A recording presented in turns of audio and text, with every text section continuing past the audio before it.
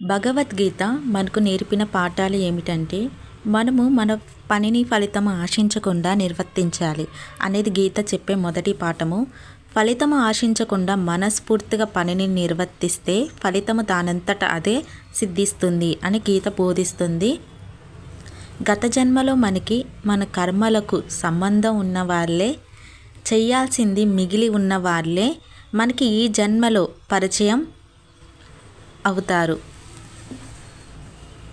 అందుకే ఎన్నో కోట్ల మంది ఉన్న ఈ భూమి మీద కేవలం కొద్ది మంది మాత్రమే మన జీవితంలోకి వస్తారు.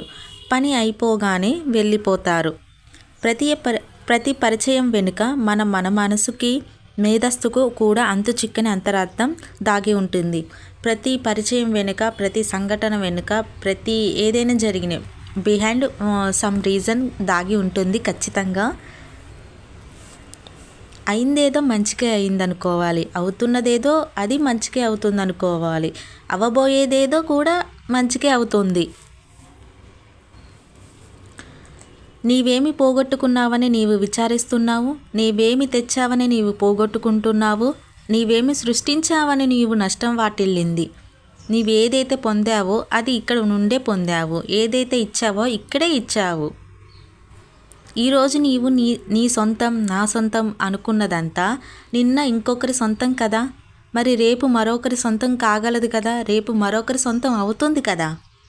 పరివర్తన చెందటం అనేది లోకం యొక్క పోకడ. పరివర్తనను ఆనందంగా అంగీకరించాలంటే ధ్యానం తప్పనిసరిగా చెయ్యాలి. ధ్యానం అంటే శ్వాస మీద ధ్యాస ఉంచటం. నువ్వు కావాలనుకున్నప్పుడు ఏది రాదు, నీకు రావాలని రాసిపెట్టింది ఏది ఆగదు. రాలేదని కృంగిపోకు, వచ్చిందని పొంగిపోకు. జరిగేవన్నీ నీ కర్మలో భాగమే, కానీ జరిపించేదంతా ఆ భగవంతుడే అని శ్రీకృష్ణ భగవానుడు భగవద్గీతలో గీతా సారాంశం ద్వారా బోధించారు.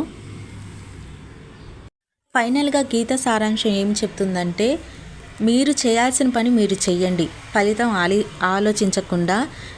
నీవు ఏమీ సృష్టించలేదు, నీకేదైతే నీ రాతలో రాసిపెట్టుంటే వస్తుంది, అదంతా నీ కర్మలో ఒక భాగమే తప్ప దానికి నువ్వు కుంగిపోవాల్సిన పని లేదు అని శ్రీకృష్ణ భగవానుడు గీత సారాంశంలో చెప్పారు. Thanks for watching.